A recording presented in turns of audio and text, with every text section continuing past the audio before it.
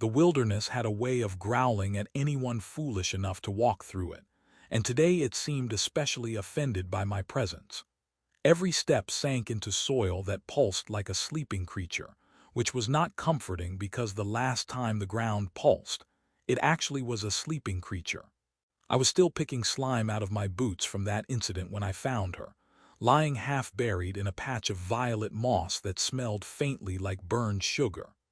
At first I thought she was human, though humans rarely have long, elegant ears that taper to delicate points. They twitched slightly, giving her away as alive, or at least not completely dead, which I took as an invitation to check for breathing rather than sprint in the opposite direction as any sensible man might. When her eyes snapped open, bright and sharp, she bolted upright so fast she smacked her forehead into my chin. I staggered back, clutching my face, while she blinked up at me with the exact expression of someone waking from a long nap and immediately running into a wall. Her ears twitched again, this time in irritation. "Who are you?" she demanded, though her voice trembled like someone who wasn't used to demanding anything in the middle of a monster-infested wasteland. "Your accidental chin assassin," I muttered, rubbing the growing bruise. "Also a human warrior passing by. You're welcome, I guess." She tried to stand and nearly toppled over, caught only because I grabbed her arm. She swatted my hand away, wobbling with the dignity of a malfunctioning drone. "I don't need help," she insisted, before immediately tripping over a root and falling into my chest. I steadied her again. "Right," I said, clearly. The wilderness didn't appreciate our banter. A low rumble shook the air, the kind that makes your spine reconsider its loyalty to your body. Somewhere behind us, something large enough to leave crater-sized footprints let out a bellow. The alien woman stiffened. "What was that?" "Something that likes its meals warm," I said, "which is why we're leaving now." She tried to protest, but another roar cut her off, so she settled for glaring at me as I guided her through the twisted trees. The branches above dripped with luminous sap, glowing faintly like nervous lanterns. She kept glancing around, ears rotating with every sound.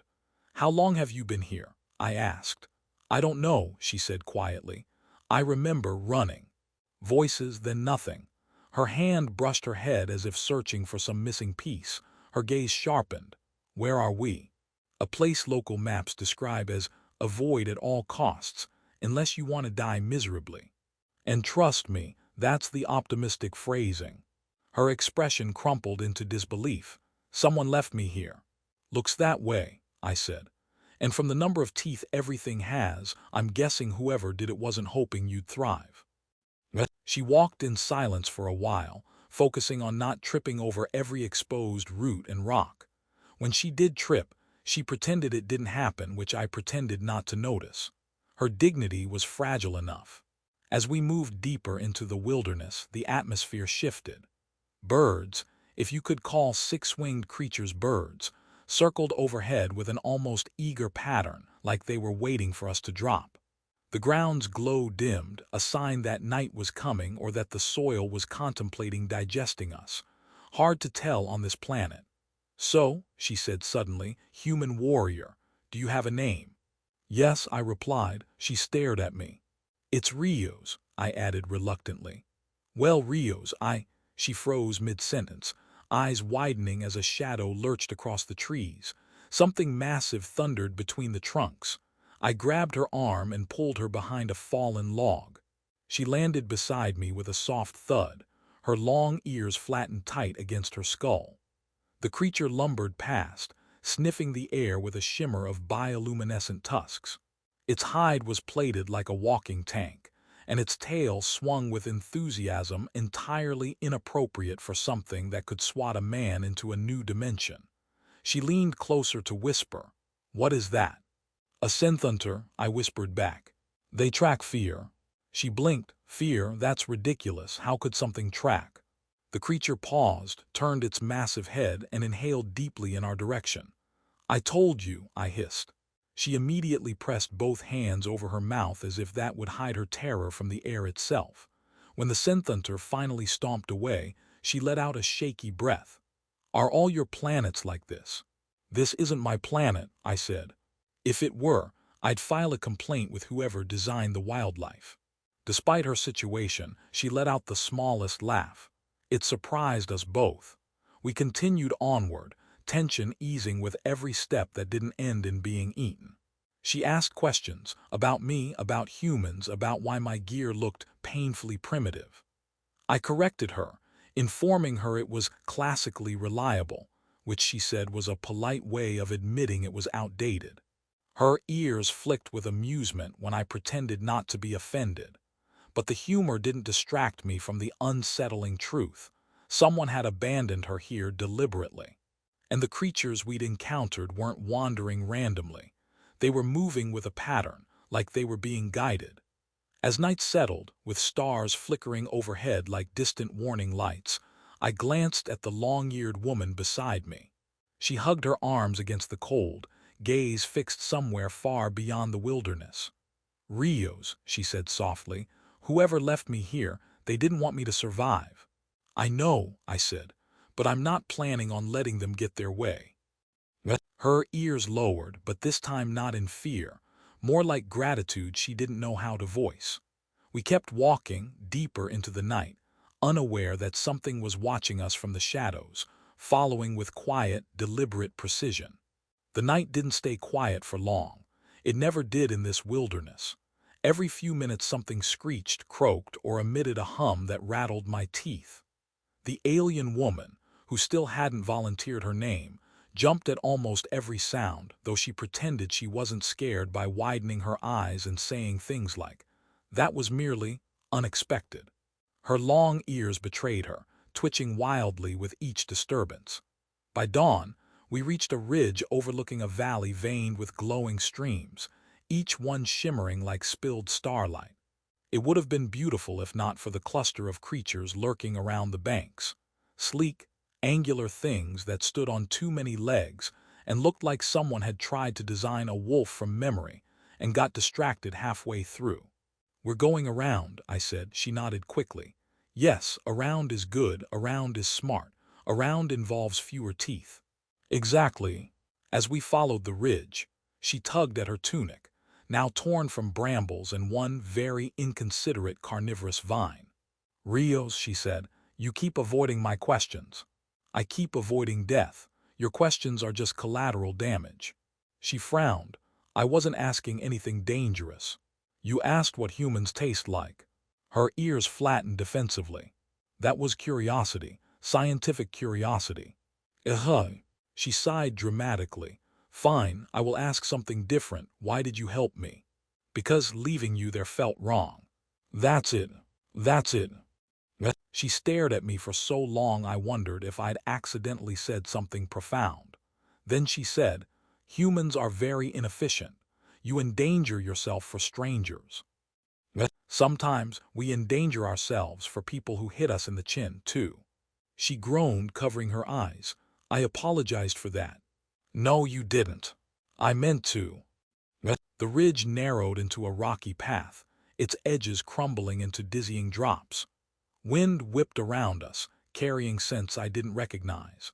As we climbed, she moved with more confidence than yesterday, still slightly wobbly, but no longer tripping every 3 steps. Her ears even perked up occasionally, as if enjoying the view. Then she suddenly stopped. "Rios." Her voice had changed, softer, taut. I followed her stare. Carved into a boulder ahead was a symbol. 3 interlocking spirals etched with precision no wild creature could manage. I'd seen such patterns only once before, on an abandoned alien console that had nearly fried me with a beam of light purely, because it didn't like my biometric signature. She reached out, tracing the spirals with trembling fingers. "My people made this." "So you weren't just left anywhere," I said. "You were left where they knew something was waiting." "No," her voice cracked. "This is a boundary marker. It warns our scouts of danger. This wilderness was declared forbidden years ago." Her eyes flicked to me. "No one should be here. No one should know these markers except our patrols." "So either your patrol dumped you here," I said, "or someone who knew your roots wanted to make sure you stayed lost." Her ears twitched in a slow, pained motion. I trusted them. I'm starting to think they didn't return the favor. We continued onward, her silence heavy as gravity. Eventually, she spoke again, her words low. My name is Lyra. I almost tripped. You're telling me now. I didn't want to say it until I was sure you weren't untrustworthy. I dragged you away from monsters all night. You might have had long-term plans. Like what? Selling you. Do humans look like we run a black market for long-eared princesses? She blinked. Princesses. It was a joke, Lyra. Oh, pause. I do not understand human humor. That makes two of us. Most humans don't understand it either.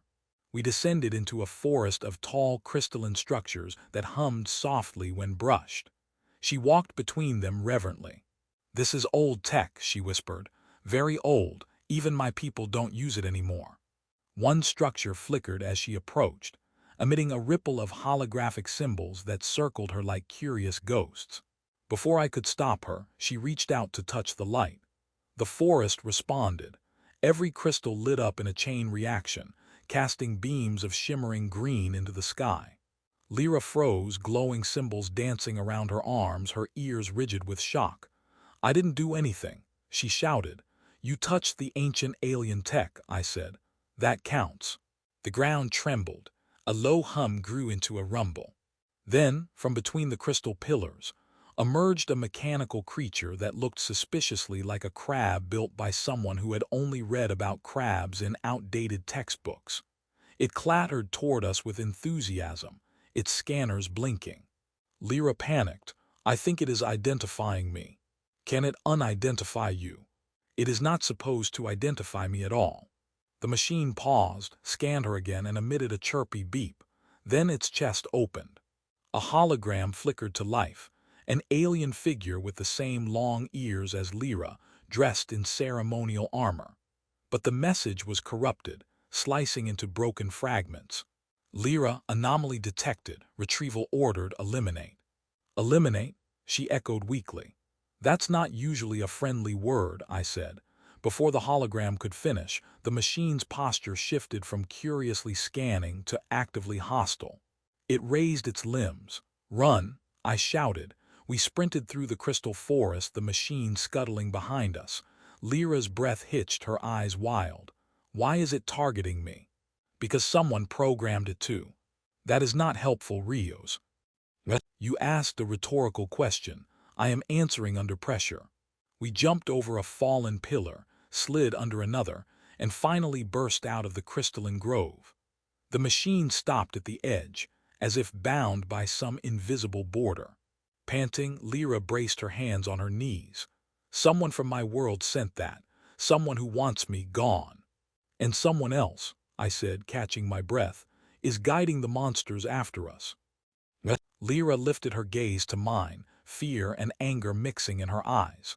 Rios, what if the danger isn't just in the wilderness? It isn't, I said.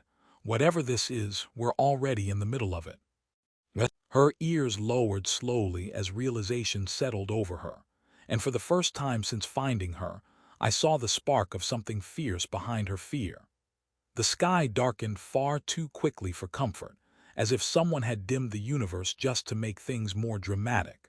Lyra and I followed the last stretch of the ridge, until the wilderness finally broke open into a clearing ringed by metallic ruins, structures half swallowed by vines, but unmistakably crafted by her people.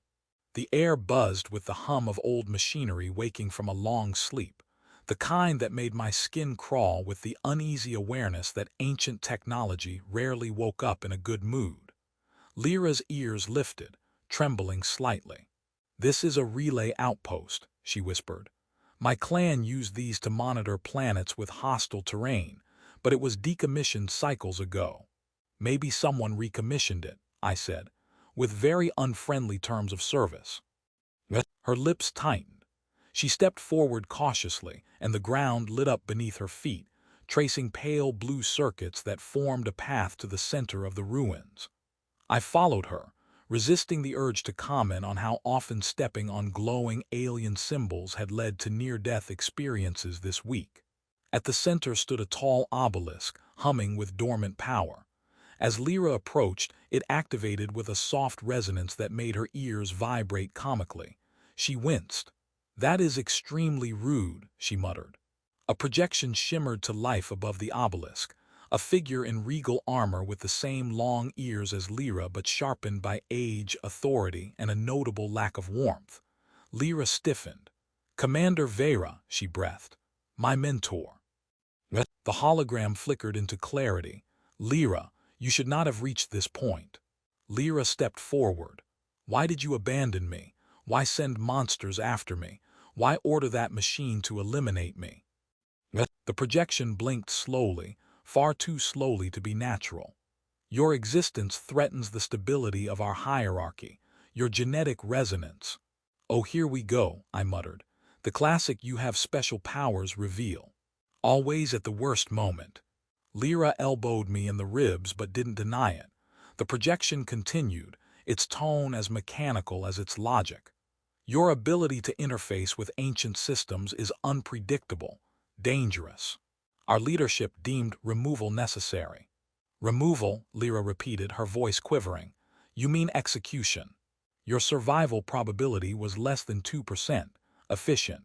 I stepped forward.